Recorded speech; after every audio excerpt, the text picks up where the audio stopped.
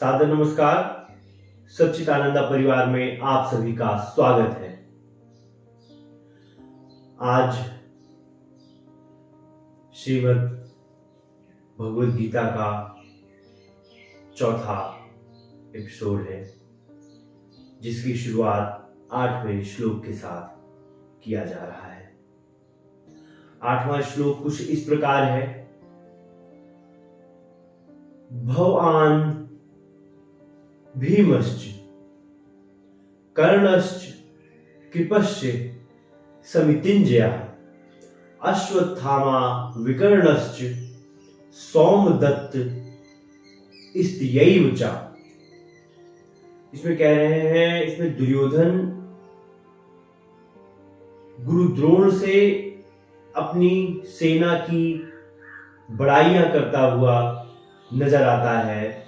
जैसा कि हमने अपने पिछले एपिसोड्स में देखा कि दुर्योधन किस तरह से अपनी सेना की बड़ाई गुरु द्रोण के सामने कर रहा है, ठीक उसी प्रकार इस श्लोक में भी वो सबसे पहले गुरु द्रोण को आप कहकर संबोधित करता है। फिर कहता है आप भीष्म और कर्ण और युद्ध में विजयी होने वाला कृप, अश्वत्थामा, विकर्ण और सोमदत्त के पुत्र ये भी हैं। वो अपनी सेना के सबसे बड़े योद्धाओं को गिनवा रहा है गुरु द्रोण को। यहां अपने सेना के महारथियों को गिनाने का सिर्फ एक आशय है कि गुरु द्रोण का मनोबल बना रहे, इसलिए वो सबसे पहले गुरु द्रोण को ही आप कहकर संबोधित करता है। फिर गुरु द्रोण है कौन?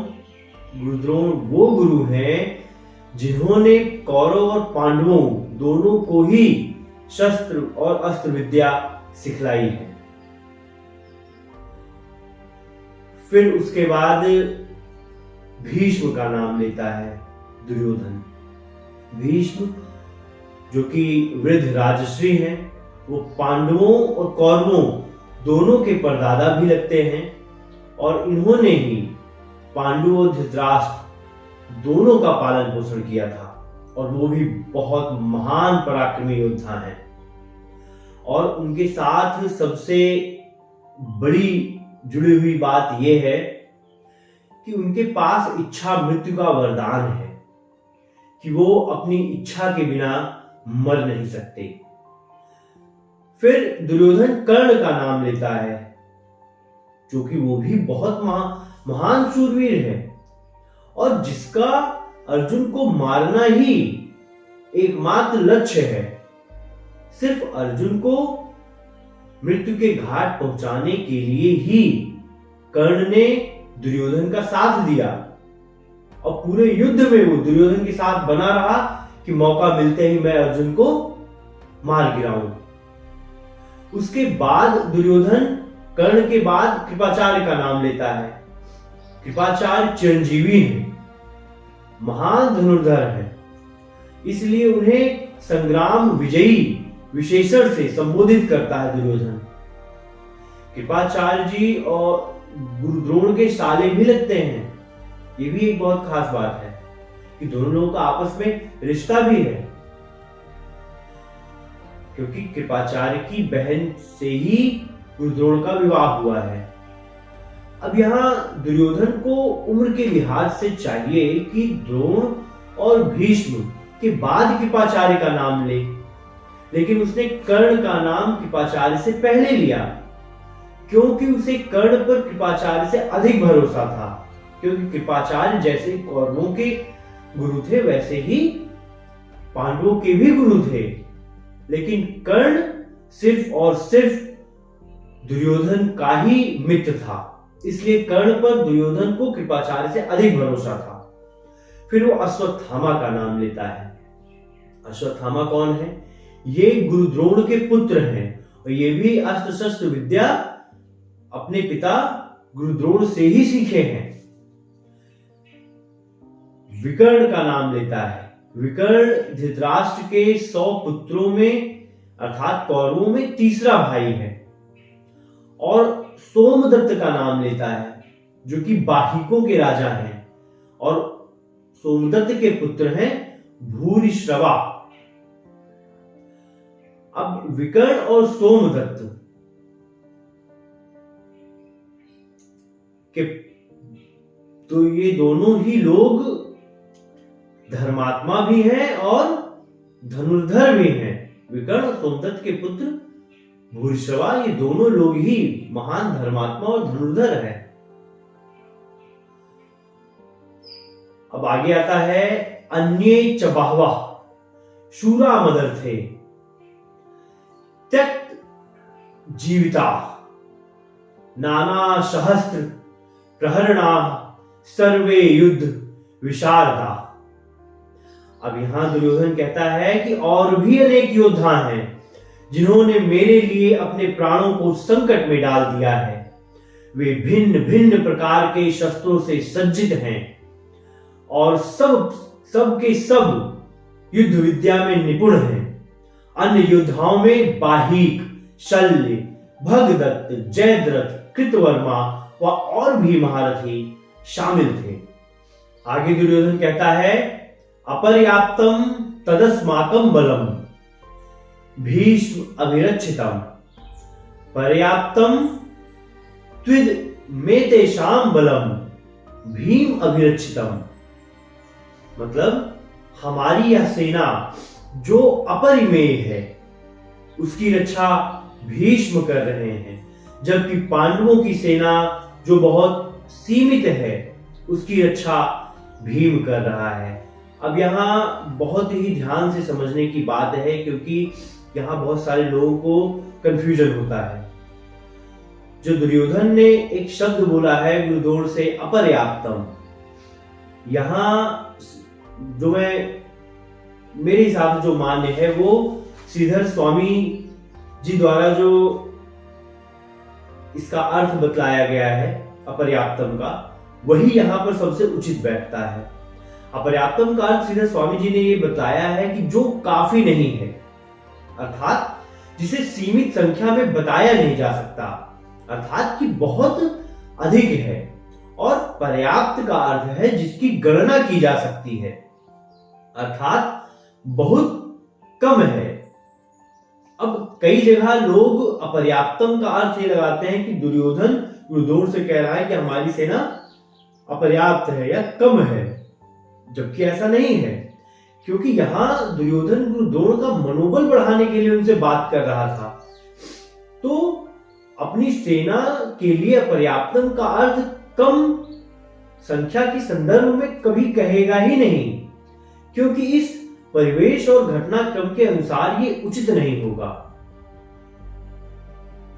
आगे दुर्योधन कहता है अयनेषु च सर्वेषु यथा भाग अवस्थिता भीष्म एव अभिर्छन्तु भवन्तः सर्व एव ही।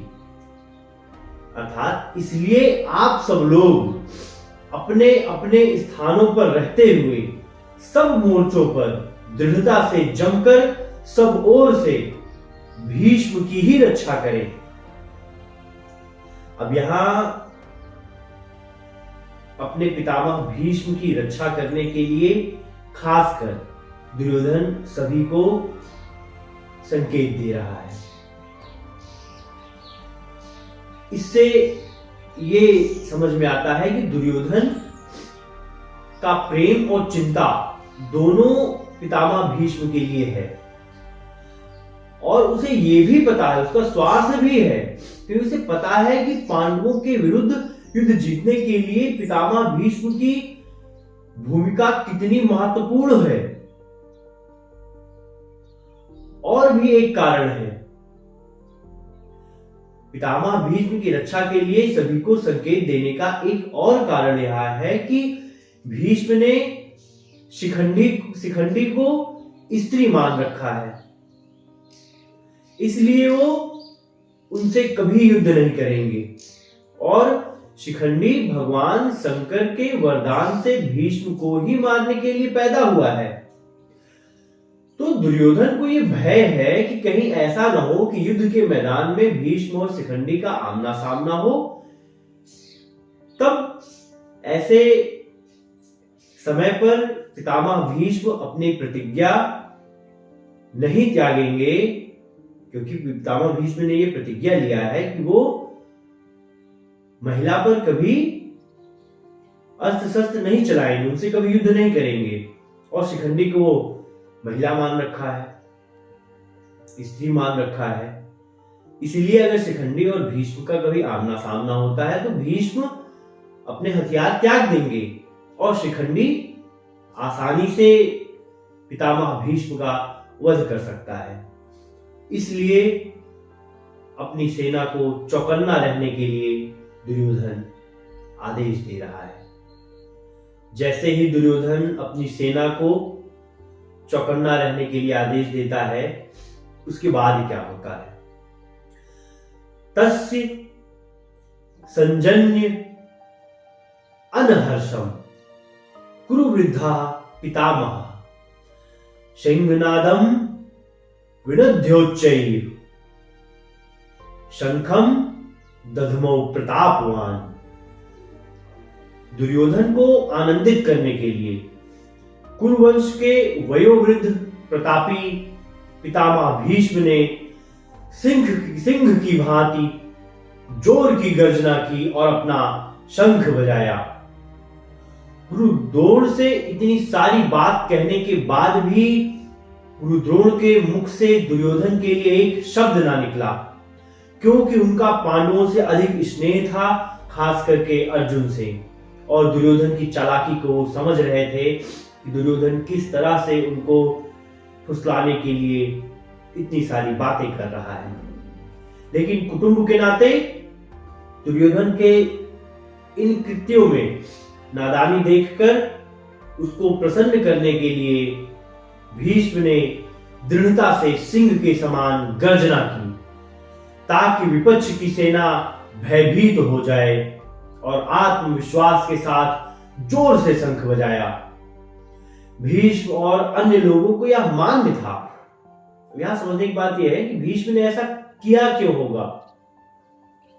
तो मानना यह है कि भीष्म को भी यह मान्य था कि सामाजिक व्यवस्था ये सत्ता के प्रति ईमानदारी और आज्ञा पालन पर निर्भर होती है। इसलिए इन लोगों ने कर्तव्य पालन को व्यक्तिगत विश्वास की तुलना में अधिक महत्व दिया। भीष्म पितामह ने सिंह की गर्जना के साथ जोर से शंख बजाया। उसके बाद क्या होता है? ततः शंख आश्च भेर्याश्च पणौ आनक गोमुखा सहसैव अभ्य हन्यन्त सा शब्दस्तुम्लो अभवत्। उसके बाद शंख, भेरियां, ढोल, नगाड़े और नरसिंगे बाजे अचानक ही बज उठे और उनके कारण बहुत बड़े जोर का शोर हुआ और बहुत देर तक आवाज गूंजती रही। भीष्म ने दुर्योधन को प्रसन्न करने के लिए, दुर्योधन का मनोबल बढ़ाने के लिए शंख बजाया और कौरवों की पूरी सेना ने इसे युद्ध की घोषणा समझा और उनके सारे शंख बाजे सभी एक साथ बज उठे। इससे यह भी पता चलता है कि कौरवों की सेना कितनी चौकन्नी और सशक्त है। यहां जो भी बाजे बजाए गए उसके विषय में हम आपको कुछ थोड़ी थोड़ी बातें समझाएंगे। जैसे शंख, शंख समुद्र में पाया जाता है। इसकी विशेषता यह है कि यह विष्णु जी की पूजा में इसका विशेष महत्व है। मांगलिक कार्यों में व युद्ध की शुरुआत करने के लिए सांकेतिक रूप में इसे मुंह से फूंक देकर बजाया जाता है। नगाड़े और ढोल ये लोहे व लकड़ी के बने होते हैं, जबकि मृदंग मिट्टी के बने हुए होते हैं। नगाड़ों पर भैंस का व ढोल और मृदंग पर बकरे का चमड़ा चढ़ा होता है, जिसे डंडे की सहारे से या लकड़ी के सहारे से बजाया जाता है। नरसिंह ये सांप के जैसा टेढ़ा होता है और इसका मुंह गाय की तरह होता है और नरसिंह को भी मुंह से बजाया जाता है। मिलते हैं अगले एपिसोड में।